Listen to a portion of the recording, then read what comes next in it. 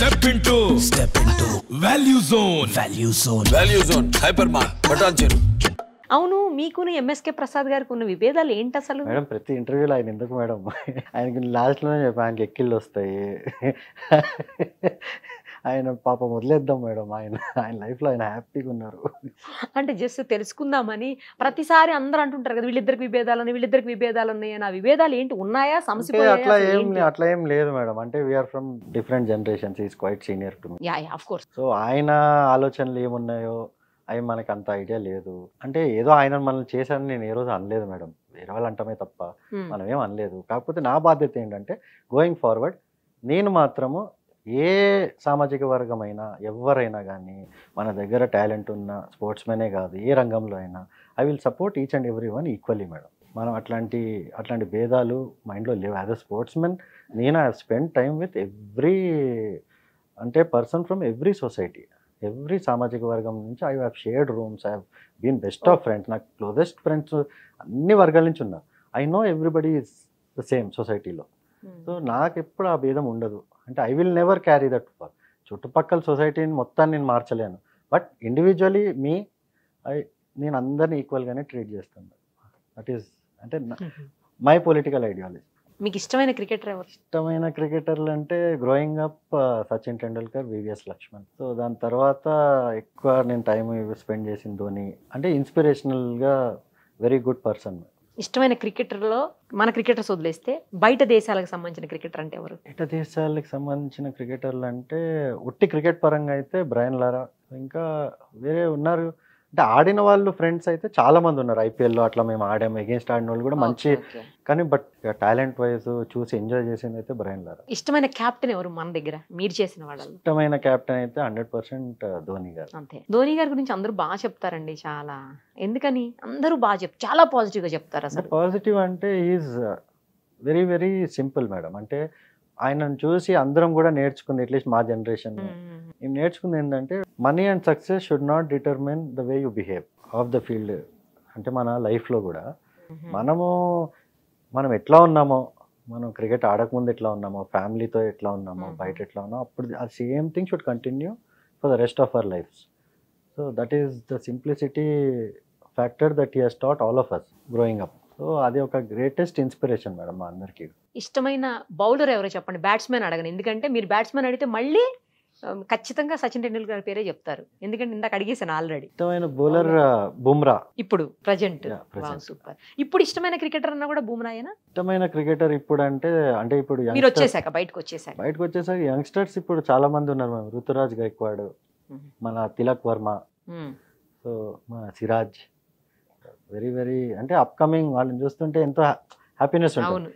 So these youngsters coming up from specially Tilak, Siraj Hyderabad నుంచి వస్తూ మన తెలుగు స్టేట్ నుంచి చాలా ఇన్స్పిరేషనల్ వాల్యూ.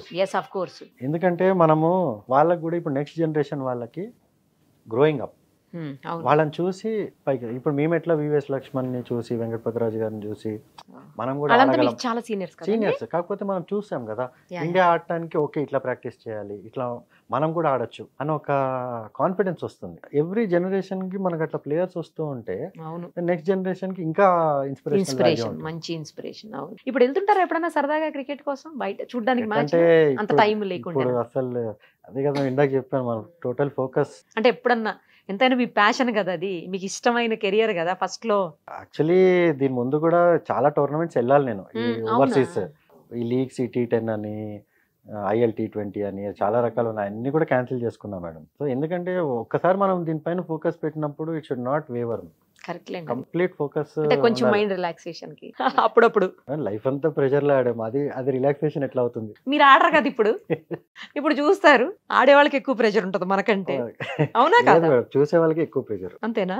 ఏమైపోతుందో ఎందుకంటే కంట్రోల్లో ఉన్నాం కదా, చూస్తుంటే మ్యాచ్ ఆడుతుంటే అట్లీస్ట్ మాకు తెలుసు ఓకే ఈ బాల్ ఇట్లా కొట్టచ్చు, లేకపోతే మనకి ఇంకా టైం ఉంది అని ప్లాన్ చేసుకోవచ్చు. చూస్తుంటే మనం ఏం చేస్తాం? మీరు ఆడేటప్పుడు బాగా టఫెస్ట్ బాల్ ని ఎప్పుడు ఫేస్ చేశారు? తిట్టుకున్నారా ఎప్పుడన్నా బౌలర్ ని? అట్లా తిట్టుకోవటం అని ఏమి ఉండదు మేడం, బట్ టఫెస్ట్ అంటే చాలా మ్యాచెస్ లో నాట్ అన్ ఈజీ థింగ్ కదా. Lot of tough phases, tough bowlers, specially అంటే బాగా గుర్తుండిపోయే టఫెస్ట్ బౌలర్. అంటే ఆఫ్ లేట్ అంటే ఫ్యూ ఇయర్స్ కొద్దిగా Bumrah was very very tough. మిగతా వాళ్ళు ఓకే మేడం, అంతగాని Bumrah was I think the toughest bowler మన వాళ్ళల్లో. మన వాళ్ళని కదా IPL లో ఆడిన దాంట్లో. IPL లో నేను అడుగుతుంది ఇంటర్నేషనల్ మ్యాచ్ లో. ఇంటర్నేషనల్ లో మనకి టఫెస్ట్ అంటే మేబీ ట్రెంట్ బోల్ట్. మొన్న కూడా ఆడాడు కదా. ఎలా ఉంటారండి అంటే మీరంతా బయటగా ఒక రకంగా కనిపిస్తారు అంత మంచి టీం వర్క్ తో, బట్ బ్యాక్గ్రౌండ్ లో మీరంతా కలిసి ఉన్నప్పుడు భలే సరదాగా సాంగ్స్ ప్లే చేసుకుంటూ వాటికి డాన్స్లు వేస్తూ కొట్టుకుంటూ కూల్ డ్రింక్ బాటిల్స్ మీద వేసుకుంటూ ఇవన్నీ కొన్ని కేకులు మొహానికి పూసుకుంటూ ఇలాంటివన్నీ కొన్ని బయటకు వస్తూ ఉంటాయి పిక్స్ వీడియోస్. నిజంగా అలా ఉంటుందా లోపల? అట్లనే ఉంటుంది మేడం. ఇప్పుడు కొత్తగా వచ్చే జనరేషన్ మరి ఇంకా ఎక్కువ చేస్తున్నారు. అవునా? వాళ్ళ కొద్దిగా ఇన్స్టాగ్రామ్ ఇవన్నీ పిచ్చి బాగుంది. అవునవును. వాళ్ళందరూ కాదు, కొద్దిగా మా జనరేషన్ వాళ్ళు కొద్దిగా రిజర్వ్డే ఉంటాము, కాకపోతే వెరీ వెరీ ఫ్రెండ్లీ. అంటే చాలా రిలాక్స్డ్ అట్మాస్ఫియర్ ఉంటుంది, అంటే very nice atmosphere madam. Dressing rooms అన్ని కూడా ఇండియన్ టీమ్ గానీ CSK గానీ very very good atmosphere. So ఇప్పుడు వచ్చే కుర్రోళ్ళు ఇంకొద్దిగా వాళ్ళు వాళ్ళ క్రికెటర్స్ నుంచి కొద్దిగా మూవీ స్టార్స్ కూడా ప్రోగ్రామ్ లో ఉన్నట్టున్నారు. సో అవన్నీ మా వరకు అయితే అవన్నీ లేవు. ఇప్పుడు నెక్స్ట్ గోయింగ్ ఫార్వర్డ్ ఏమవుతుందో చూసుకోవాలి. కొట్టుకునే వాళ్ళు ఎప్పుడైనా డ్రెస్సింగ్ రూమ్ లో? లేదు మేడం, డ్రెస్సింగ్ రూమ్ లో అట్లా ఏమి ఉండదు. మీరు ఒకసారి హైదరాబాద్ లో మ్యాచ్ జరిగేటప్పుడు ఫుడ్ తీసుకొచ్చారంట, మీరు ఇంటి నుంచి ఫుడ్ తీసుకొచ్చారట. ఆ తీసుకొచ్చినప్పుడు ఆ ఫుడ్ ని లోపలికి పోలీసులు అలౌ చేయకపోతే సెక్యూరిటీ వాళ్ళు ధోని గారే స్వయంగా బయటకు వచ్చి మరి మీ ఫుడ్ ని తిని ఎంజాయ్ చేసి వెళ్ళారంట. క్రికెటర్స్ అందరూ వచ్చారు బయటికి, ధోని గారు ఎస్పెషల్ ఆయన కూడా బయటకు వచ్చి మరి ఆ ఫుడ్ తిని వెళ్ళారంట. అది ఏమైందంటే మేడం, నేను యాక్చువల్లీ అప్పుడు ముంబై ఇండియన్స్ ఆడుతున్నా. మా మ్యాచ్లు రాయ్పూర్ లో జరుగుతున్నాయి, CSK వాళ్ళ మ్యాచ్లు హైదరాబాద్ లో జరుగుతున్నాయి. ఓకే. సో రైనా వీళ్ళు ఫోన్ చేసి జనరల్ గా ఫుడ్ పంపి, మాకు ఇక్కడ 3 రోజులు గ్యాప్ ఉంది అది సరే అని చెప్పి పంపించాము. పంపిస్తే వాళ్ళు ఎలో చేయకపోతే వీళ్ళు వచ్చి యాక్చువల్లీ వాళ్ళు ఎట్లా ఎలో చేయరని చెప్పి హోటలే మారిపోయారు వాళ్ళు. ఆ ఫుడ్ తీసుకొని ఫుడ్ కోసం నాకు తెలియదు, మేము అక్కడ మ్యాచ్ ఆడుతున్నాం. మ్యాచ్ అయిపోయిన తర్వాత ఇవన్నీ న్యూస్లో వస్తున్నాయి, ఇది జరిగిందని. నేను షాక్, ఇదేంటో బాబు అని. నేను ఫోన్ చేస్తే మా వాళ్ళందరూ చెప్తున్నారు ఇంత పెద్ద డ్రామా అయింది అని. అరే ఎందుకు అలో చేయలేదు ఫుడ్? అది ఏమో మేడం, మా హోటల్ వాళ్ళు ఎందుకు చేయలేదో మరి. హోటలే మార్పించేశారు మీ ఫుడ్ తోటి అయితే? నేను కాదు కదా మేడం, మీ ఫుడ్ తో అన్న, అందుకే ఇంటి నుంచి చేయించి తెచ్చారా? ఇంటి నుంచి అక్కడ వండించి. ఏంటి స్పెషల్ అందులో ఏముంది? ఏం లేదు మేడం, నార్మలే మన హైదరాబాద్ లో బిర్యానీ. బిర్యానీ అందులో బాగా ఇష్టమా ఏంటి ధోని గారికి?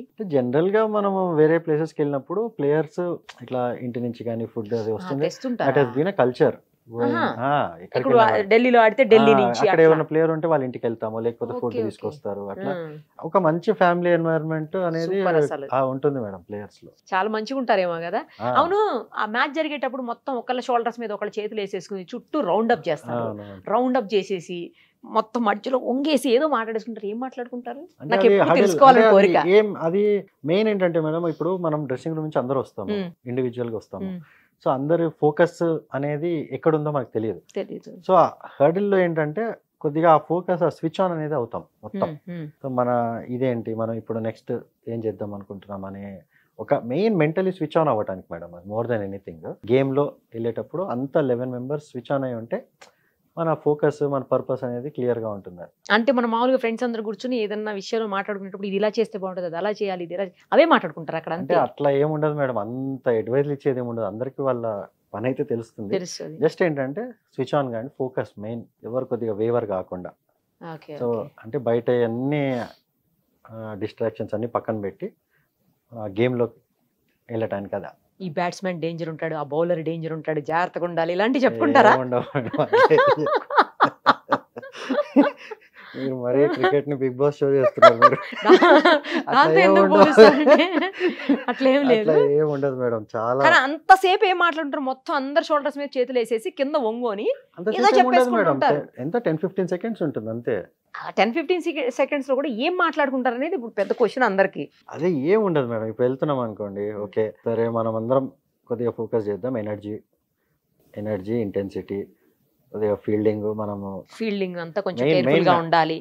కేర్ఫుల్ అంటే main energy madam, energy intensity, effort proper గా ఇద్దాం. అట్లా ఒక మ్యాచ్ అయిపోయాక నెక్స్ట్ మ్యాచ్ స్టార్ట్ అవడానికి ఒక హాఫ్ అన్ అవర్ అట్లా టైం ఉంటుంది కదా ఇంటర్నేషనల్ మ్యాచెస్ లో. ఆఫ్ కోర్స్ IPL ఉంటుంది, అంత టైం ఉండదు.